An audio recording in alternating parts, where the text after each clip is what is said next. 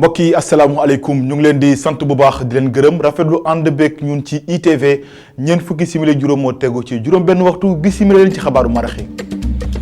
la ca gën a fës kuréel gi ëmb médecin interne yeeg ancien interne yi fii ci réewum Sénégal danoo mer ba futtu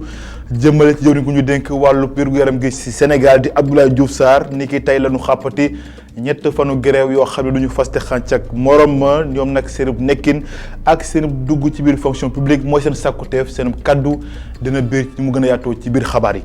rapport 2017 bu ARMP génn na ni ki démb Sayer Niang ak kii naataangoom ñi nga xam ne kon ñoo ci ñoom fësal ay nëngate yu bëri ci kërub liggéeykaay fii ci réew mi ñoom nag nee nañu lu toll ci téeméer ak ñaar fukk ak juróom benn kilifa yoo xam ne ko dañoo jiite ay kërub liggéeykaay fii ci réew mi jot nañu leen a déglu seen i baat itam dina jib ni mu gën a yaatoo ci biir xabaar yi. njaayum fëgg jaay gi mel ni tulleeg màlle ca marché bu Colobane donte nag seddaay bee ngi nuyu ci Ndakaaru askan wi rawatina kon jaaykat yi nekk ba léegi ñuy àddoo des na ni tegi gën ay client dinañ ci dikk nu mu gën a yaatoo ci biir xabaar yi ak kii di Tidiane Cissé kon mbokk yi loolee moo gën a fës ci xëtu xabaar yi nees kis bi ci ànd ñu di ci faram-fàccee.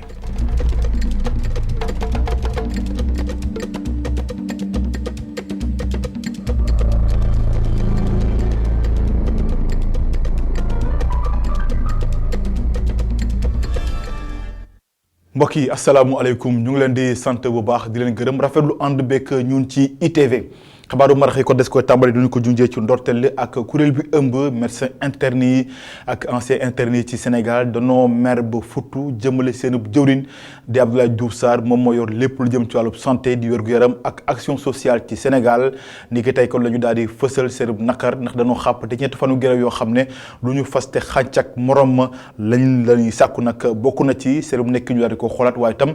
fonction publique bi nee nañ am na ci place nañ leen ci dugal nu mu gën a gaawee ñu teewlu ci seen jiit Mouhamadou Bachir Ba ñu teewlu kàddoom ci micro Alioune Gueye. ñoo ngi si sant di si gërëm député yoo xam ne ce sont des représentants du peuple indi nañu débat boobu si hémicycle bi sa assemblée nationale waxtaanee ko ministre de la santé nag jël si ay propos maanaam wax ci yoo xam ne d'accord ñu si carrément dafa ne médecins internes yi ak pharmaciens yi suñu paree seen formation ay spécialistes lañ waaye ci liste bu ñu yore actuellement. mu nekk une liste de 60 et quelques personnes yaa am na maanaam 6 personnes rek ñoo si nekk disposition pour dem servir à l'intérieur du pays loolu nag ñu koy naqarlu parce que ñun ay ndaw lañu waaye ay médecins ak ay pharmaciens yu ñu tàggat la ñu xarañ ñoo xam ne suñu paree seen formation amuñu benn intérêt des fenn ñu ne ñoom du ñu bouger ñun nekkuñu si dynamique boobu ñun nous sommes pour la démocratisation des soins donc fu ñu soxla bi woo rek ñun dañ koy wuy ji donc loolu la ñu bëggoon clarifier clairement si opinion nationale yi maanaam nit ñëpp xam ne ñun amuñu position boobu. seetlu gi ci l'hôpital yi ci Sénégal mooy léeg-léeg nit ki ak jàngoroom ngir ñu faju day doon yi jafe-jafe gi nag mooy ngir ñu daal leen dalal waaye itam daloo leen ngir loo xamante ne ni seen jàngoro sax bu ko defee mën na ci wàcc loolu nag ba tey ba ngay gën a jur coow ci Sénégal ba tax nag laaj ak tontu dox na suñu diggante ak askan wi waaye itam fajkat yi askan wi nag nee nañ kon léeg-léeg di nga def fi waxtu laataa kon médecin bi di la xool lu jëm ci sa wàllu wér-gu-yaram ñoom nag médecin yi di fajkat yi nee nañu naam loolee am na ndax nag léeg-léeg kon lim nga xam ne kon la ñuy doon ci l'hôpital yi leen du matee ba tax nag kon jafe-jafe yooyu di am ci l'hôpital yi Alioune Gueye Cheikh Gueye ay leeral. ay dem ak a ñëw hôpital bile di dalal bis bu yàlla sàkk ay way aji feebar yu bari wante suñu dégloo way feebar yile dalal bi wax amul. ginnaaw Mboro laa dëkk ma dalee ñëw rendez-vous yàgg na ma joxaat rendez-vous moom ma tax ma ñëwaat rendez-vous waaye rendez-vous boo chaque jour saa yoo ñëwee sa rendez-vous bala nga fiy jóge soo àndul ak nit doo mën a ñibbi ndax bala muy faj moom médecin bi dina ñëw waaye ay 5 heures dina passé ñu doog a tàmbali te bu tàmbalee faj bi day yéex lool bu dee yow fa nga dëkk sori na. boo amulee foo fanaan ba amoo foo dëkk amoo foo mën a neem dem noonu ngay sonn. day jël temps trop nag ndax yow di ngay ñëw rang ba noppi ba nga war a dugg nga yaakaar ni ki nga topp dugg na ñu ne léegi ñoom dañuy jël di ñi nga xamante ni ñooy doog a ñëw moom daal faj bi daal mooy loolu rek. fajkat bile di wax ni naam loolu am na waaye dafa jot ñu yeesal jumtukaay yi jëm ci wàllum faj Le Dantec maanaam nga gis parce que ñëw nga fi tey gis nga ne bâtiment yi gis nga gestion nit ñi service d'accueil d'urgence yi mais mun naa wax ne hôpital Sénégal ci boppam ay hôpitaux yu bëri ñoo am problème boobu donc c'est un problème boo xam ne problème national la problème réew mi yëpp la concerné donc dañoo war a gën a def ay jéego yu baax par rapport ci hôpitaux yooyu pour équiper leen pour rénover leen pour entretenir leen pour aussi permettre nit ñi suñ ñëwee dans les services d'accueil d'urgence ñu mën leen teeru teer bu baax mën leen toppatoo faj seen soxla. ñàkkum ay fajkat yu doy nekk na tamit jàngoro bu hôpital Aristide Le Dantec daal di jànkonteel. souvent da ngay ñëw service yoo xam ne personnel bi motul wala infirmier yi ba bëriwuñu loolu yëpp loo xam ay jafe-jafe yoo xam ne ministère de la santé ñoo ngi rafetlu yenn saa yi jéego yu ñu ciy def mais dañ cee war a gën a def si ay défis dañ ci war a gën a def ay moyens pour équiper hôpitaux Sénégal yi équiper maanaam changer format pyramide sanitaire sénégalais bi pour def ay efforts yu baax par rapport ak loolu. ku fi ñëw ak ñi ñëwagul ñëpp danay faj moom bay biir set bay fajar nee na day faj bu ñu bëri woon moom dina baax ndax moom dong moo fi nekk jàmbaar la lool nag ci liggéeyam. ñu ngi ko taxawal ci atum 1912 hôpital Aristide Le Dantec tey jile nekk ci defaraat am ay jumtukaay yu yees ci wàllum paj ak dalal way aji malade yi nekk na lu soxal loolu way feebar yile. Alioune Gueye di ko gërëm lu toll ci téeméer ak juróom-ñeent fukk ak benn milliard sunu xaalis mooy budget bu ministère wàllub bi ñu dénk wàllub wér-gu-yaram ci Sénégal Abdoulaye Diouf Sarr démb ma nga woon ca makkaanu député di assemblée nationale foofu itam daal dina fa xamle ni lu toll ci fukk ak ñaari milliards sunu koppar danañ ko dugal fii ak atum 2020 ngir rek fexe ba lu toll ci ñaar fukk ak ñett l'hôpital ak i centre de santé ak i poste de santé ñu mën leen jox ay jumtuwaay yu mucc ayib loolu nag mu ngi xamle ni ki démb Abdoulaye Diouf Sarr rax ci dolli ne fii ak kon at wi ñu dëgmal ñeent ci l'hôpital kon Sénégal dina ko dalloo ñu teewli kàddoom ci micro Cheikh Hassana Fall. voté nañu budget ministère de la santé mu toll ci 191 milliards avant budget bi mi ngi noon en 2012 ci 120 milliards à peu près ngeen gis donc jéego bu am solo bi ñu ci def te loolu dama ci génne budget CMU boo ci dugalee budget CMU dana passé ñaar téeméeri milliards yi dem ñu koy rafetlu bu baax ñuy wax ne liggéey boobu nag li mu ñu permettre yaakaar naa ne sénégalais ñu ngi koy gis mooy fexe ba vraiment partout au Sénégal ñu mën a yokk effectivement donc li ñuy jox population ci wàllu santé may rafetlu bu baax effectivement li député yi def tey parce que xam nañ jéego ñu def mais li des bëri na encore moo tax fekk 2020 bu laa jeex danañu livrer ñeenti hôpitaux yu bees mais danañu aussi livrer le pôle mère enfant de Diamniadio danañu livrer yeneen centre de dialyse parce que dialyse bi léegi partout au Sénégal am na fa alors que avant Dakar lay moon ak Saint-Louis danañu continuer itam pour améliorer le plateau technique des hôpitaux parce que hôpitaux yi war nañu fexe ba ñu am jumtukaay yoo xamante ne jumtukaay yu mucc ayib la 2020 bi am na 12 milliards yoo xamante dañ koy jënd ci matériel médical pour que 23 hôpitaux ak ay centres de santé yu bëri ak ay postes de santé yu bëri ñu mën leen dooleel ci wàllu garab. daal di addu ba tey ci leneen di ab doxub ñaxtu boo xam ne ñi nga xam ne dañoo tënku ngir rek ne yokkuteb courant gi kon njëg li waru tampi ci mim réew ñoo ko doon amal niki tey kon ci Dakar ginnaaw jullit àjjuma gi ba noppee boobu la manifester donte préfet bu Dakar kon da ko gàntaloon waaye Guy Marius Sagna ak nattangoom amal nanu ko ci place de l'indépendance ba ci palais de la République am na si sax ñenn ñoo xam ne ni jot nañ leen cee teg yoxoo loolee nag jëm ci njëgub courant bi nga xam ne fii ak benn fan ci décembre yi at bi ñu nekk kon danañ ko daal di jëmmal ci mim réew loolee kon du ñàkk dinañ ci dikkaat mu gën a yaatoo ci suñu yeneen jotaay xabaar daal di àddu kon ci ARMP daal dina fësal rapport bu atum 2017 loolee kon ni ki démb lu toll nag ci juróom-benn téeméer ak juróom-ñaar fukk ak juróom-ñaar ci marché yoo xamante ne joxolante kon marché yi jot nañ cee def ab saytu waaye tamit lu toll ci téeméer ak ñaar fukk ak benn kilifa doot nañ leen déglu am na ay digge yoo xamante ni kon jot nañ ko def ci yooyu li mbir ak këram liggéeykaay yoo xamante ne ni kon tudd nañ leen ci wàllu njuuj njaaj ci yore gi nga xam ne kon ñooñu la kilifa yi yore boole kërub liggéeykaay ci ab document lañ ko fësalee seen site internet ñu ànd ci ak Mamadou Bipa Sissoko ak Sidi Niang. ci discours bu bëri ay chiffres ak statistiques la ARMP fësal rapport bi mu amal ci atum 2017 ci cérémonie boobu nag daanaka cité wuñ benn turu organe bi nga xam ne rapport bi laal na la di ko waral. C'est pas une innovation d'aujourd'hui. Depuis 3 ou 4 ans. lii nag du lu bees ndaxte ñaar ba ñetti at ngi nii duñu bëgg di tudd benn turu institution saa suñuy fësal rapport yi te itam rapport yëpp ñoo ngi ci suñu site donc képp ku ko bëgg a gis rek mën nga faa dem. Les 124 ou 126 rapports d'audit. rapport boobu nag lu ko tax a jóg mooy xool ba xam lépp jaar na yoon ci wàllum marché public. ci rapport 2017 bi liñ ci gën a jàpp rek ñu jàpp ni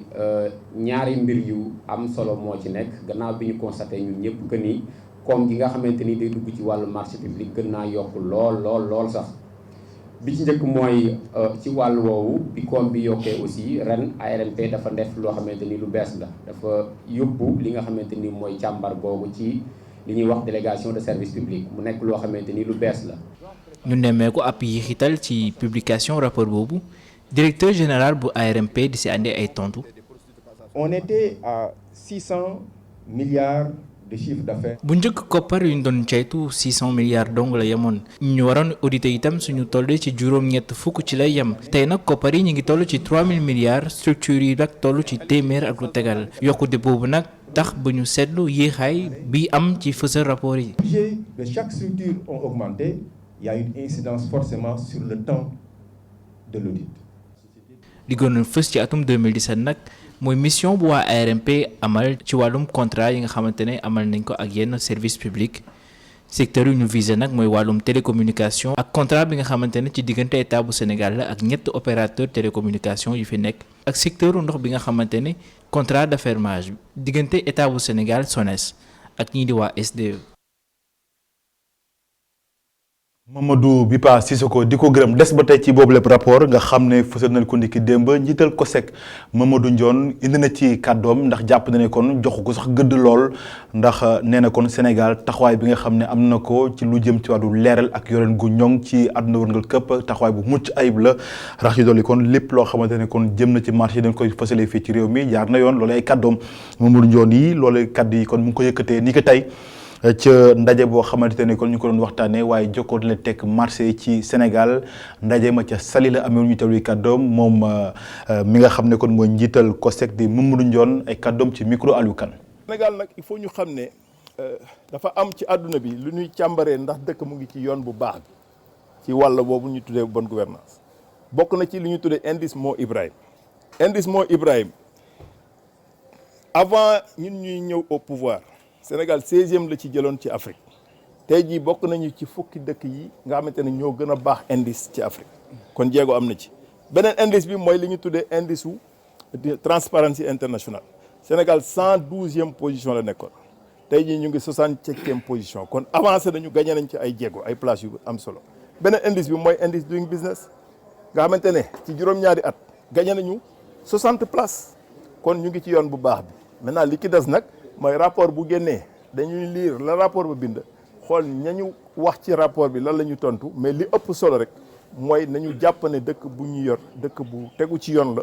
te dëkk la boo xamante ne également mu ngi def ay efforts en termes de transparence ak de bonne gouvernance addu ci leneen ak loi bi nga xam ne moo jëm ci wàllu contenu local looleen dañ ci war a indi joyanti daal di ko xoolaat yëraat ko ba mu doon lu mucc ayib ci réew mi ngir ñi nga xam ne ko ñoo yëngu ci wàllub secteur privé bi fii ci Sénégal ak ñi nga xam ne ñooy investisseurs yi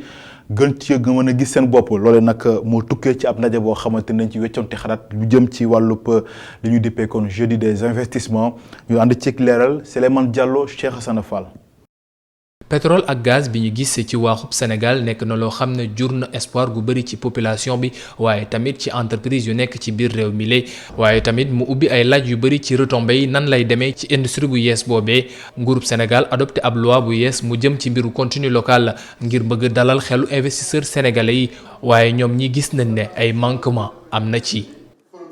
mu am nag ñaar wala ñetti ponk yoo xam ne buñ ko réglé wul loi bi nga xam ne tey moom la état Sénégal di jël du ñu amal benn njariñ lan moo tax parce que multinationales sociétés yu mag yooyu nga xam ne dañ fiy ñëw pour liggéey ñoom bu ñu fiy ñëw di liggéey dañuy jàpp ne contrat bi nga xam ne seen réew moom la signé ak Sénégal moo leen fi indi Sénégal jàpp ne ñun contrat bii ñu def nii loi bi mooy contenu local moo leen fi indi donc bu xëccoo amee mën nañu fexe ñoom ba lépp li nga xam ne moom la ñu waroon jox comme ci sénégalais duñ ñu ko jox parce que dañuy jàpp ne suñu loi tënku leen. gouvernement Sénégal def ne loi bi dafa bëgg képp ku am société Sénégal di liggéey ci domaine pétrole ak gaz nga gis ci sa bopp. alors que bu dee état bi dafa bëgg a protéger secteur am dafa war a wax ne non seulement da nga war a créer société Sénégal mais alal jooju nga koy créer comme ba ca nekk na ko ay sénégalais moom ñi koy jiite na doon ay sénégalais. seetlu gu ni mel tamit jóge ci waa société civile ñoom ñiitu joxoñ baaraam yenn imperfection yu nekk ci biir loi bile. lu jëm ci naka nañu transférer les technologies